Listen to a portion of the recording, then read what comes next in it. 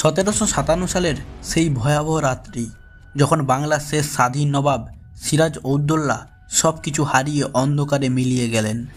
কি হয়েছিল তার সাথে, কেন তিনি হারালেন? নমস্কার বন্ধুরা, উদ্দীপনা চ্যানেলের আরও একটি নতুন ভিডিওতে আপনাদের সবাইকে স্বাগত জানাই। আজকের এই বিশেষ ভিডিওতে আমরা সেই ট্র্যাজেডি, চক্রান্ত এবং মর্মান্তিক পরিণতির বিস্তারিত আলোচনা করব। তো চলুন শুরু করা যাক। সিরাজউদ্দৌলার জন্ম হয়েছিল 1727 সালে, যখন তার নানা আলীবর্দী খাঁ বিহারের নায়েব নাজিম। শৈশব থেকেই তিনি আলীবর্দী খাঁর অত্যন্ত প্রিয়। নানাই তাকে নিজের উত্তরসূরি হিসেবে গড়ে তোলেন। 1756 সালে আলীবর্দী খাঁর মৃত্যুর পর মাত্র 22 বছর বয়সে সিরাজউদ্দৌলা বাংলার মসনদে বসেন। কিন্তু তার পথ অতটা সহজ ছিল না। প্রথমেই তাকে 3 জনের প্রবল বিরোধিতার সম্মুখীন হতে হয়। তার খালা ঘসেটি বেগম, সেনাবাহিনীর প্রধান মীর জাফর এবং ক্ষমতাশালী জগৎ শেঠ। নতুন নবাব প্রথমেই ঘসেটি বেগমকে তার ক্ষমতা থেকে সরিয়ে দেন এবং রাজকোষ নিজের নিয়ন্ত্রণে আনেন। এরপর তিনি মীর জাফরের উচ্চাকাঙ্ক্ষা কিছুটা দমন করে তাকে বাধ্য করেন নবাবের প্রতি আনুগত্য স্বীকার করতে। কিন্তু সবচেয়ে বড় বিপদ আসছিল কলকাতা থেকে। ব্রিটিশ ইস্ট ইন্ডিয়া কোম্পানি তখন বাংলায় নিজেদের ব্যবসা জোরদার করছিল। নবাবের অনুমতি ছাড়াই তারা ফোর্ট উইলিয়ামকে দুর্গে পরিণত করতে থাকে। সিরাজ তাদের নির্দেশ দেন প্রাচীর ভাঙতে, কিন্তু ইংরেজরা কর্ণপাত করেনি। ফলস্বরূপ 1756 সালের মে মাসে নবাব সসৈন্যে কলকাতা আক্রমণ করেন। নবাবের বাহিনী কলকাতা দখল করে নেয় এবং ইংরেজরা হুগলি নদীতে জাহাজে আশ্রয় নিতে বাধ্য হয়। কলকাতা জয়ের পর তিনি শহরের নাম দেন আলীনগর। এরপরেই ইতিহাসে কুখ্যাত সেই ঘটনা, অন্ধকূপ হত্যার অভিযোগ ওঠে।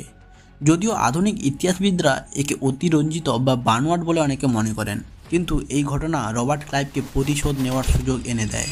কলকাতা পুনরুদ্ধার করতে মাদ্রাজ থেকে এলেন চতুর রবার্ট ক্লাইভ। ক্লাইভ দেখলেন সামরিক শক্তি দিয়ে নয়, চক্রান্তের মাধ্যমেই নবাবকে হটানো সহজ হবে। ক্লাইভ যোগাযোগ করলেন নবাবের অসন্তুষ্ট অমর্ত্যদের সাথে। শুরু হলো ইতিহাসের সবচেয়ে ঘৃণ্য ষড়যন্ত্র। এই চক্রে যোগ দিলেন নবাবের সেনাপতি মীর জাফর, ধনকুবের জগৎ শেঠ, রায়দুর্লভ এবং উমিচাঁদের মতো প্রভাবশালীরা। স্থির হলো মীর জাফর হবেন বাংলার নতুন নবাব, আর তার বিনিময়ে ইংরেজরা পাবে বিপুল অর্থ ও বাণিজ্যের অধিকার। ষড়যন্ত্র সফল হলো। নবাবের বিরুদ্ধে যুদ্ধ ঘোষণা করল ইংরেজ বাহিনী। 23 জুন 1757 মুর্শিদাবাদের কাছে ভাগীরথীর তীরে পলাশীর প্রান্তরে মুখোমুখি হলো দুই পক্ষ। নবাবের পক্ষে ছিল প্রায় 50,000 সেনা আর ইংরেজদের মাত্র 3,000। কিন্তু ভাগ্য নির্ধারিত হলো বিশ্বাসঘাতকতায়। যুদ্ধের সময় মীর জাফর, রায়দুর্লভ এবং ইয়ার লতিফ তাদের বিশাল সেনাদল নিয়ে পুরোপুরিভাবে নিষ্ক্রিয় রইলেন। একমাত্র নবাবের বিশ্বস্ত সেনাপতি মীর মদন এবং মোহনলাল সাহসের সাথে যুদ্ধ করলেন। কিন্তু মীর মদন নিহত হওয়ার পর নবাব মীর জাফরের কাছে উপদেশ চাইলেন, যা ছিল নবাবের জীবনের সবচেয়ে বড় ভুল। পরাজিত ও হতাশ নবাব মুর্শিদাবাদে ফিরে এলেন। তিনি বুঝলেন তার জীবন চরম সংকটে। 24 জুন রাত্রে স্ত্রী লুৎফুন্নিসা ও কন্যাকে নিয়ে গোপনে রাজমহলের উদ্দেশ্যে রওনা হলেন। তার উদ্দেশ্য ছিল বিহারে ফরাসি সেনাপতি মাসিয়ে লয় এর কাছে আশ্রয় নিয়ে নতুন করে যুদ্ধ শুরু করা। দীর্ঘ পথ পেরিয়ে ক্ষুধার্ত নবাব রাজমহলের কাছে এক পরিত্যক্ত মসজিদে আশ্রয় নিলেন। সেখানেই ঘটল সেই মর্মান্তিক ঘটনা। দানিশ শাহ ফকির নামে এক ব্যক্তি নবাবের পরিচয় জানতে পারে এবং সামান্য পুরস্কারের লোভে এই খবর পৌঁছে দেয় মিরনের কাছে। নবাবকে বন্দি করে নিয়ে আসা হলো মুর্শিদাবাদের মীর জাফরের প্রাসাদে, যা ছিল নমক হারাম দৌড়ি। মীর জাফর প্রথমে তাকে হত্যা করতে দ্বিধা করলেও তার পুত্র নিষ্ঠুর মিরন কোনো ঝুঁকি নিতে চাননি। 1757 সালের 2রা জুলাই মিরনের আদেশে মোহাম্মদী বেগ নামক এক ঘাতক নবাব সিরাজউদ্দৌলাকে নৃশংসভাবে হত্যা করে। এই ঘাতক একসময় নবাব আলীবর্দী খাঁর হাতে শাস্তি পেয়েছিল।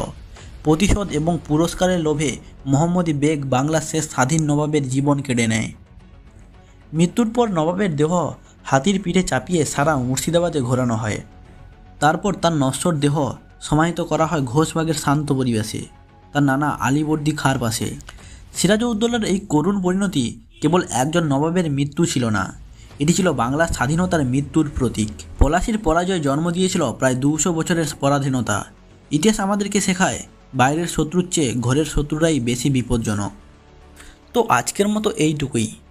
যদি আপনাদের ভিডিওটি ভালো লেগে থাকে তাহলে অবশ্যই ভিডিওটিকে একটি লাইক করুন এবং আপনার বন্ধুদের কাছে শেয়ার করে দিন। আর এই রকম আরও নতুন নতুন ভিডিও দেখতে আমাদের চ্যানেলটিকে সাবস্ক্রাইব করে পাশে থাকা বেল আইকনটিকে প্রেস করে দিন। দেখা হচ্ছে আগামী কোনো নতুন ভিডিওতে। ততক্ষণের জন্য সবাই ভালো থাকুন, সুস্থ থাকুন। ধন্যবাদ।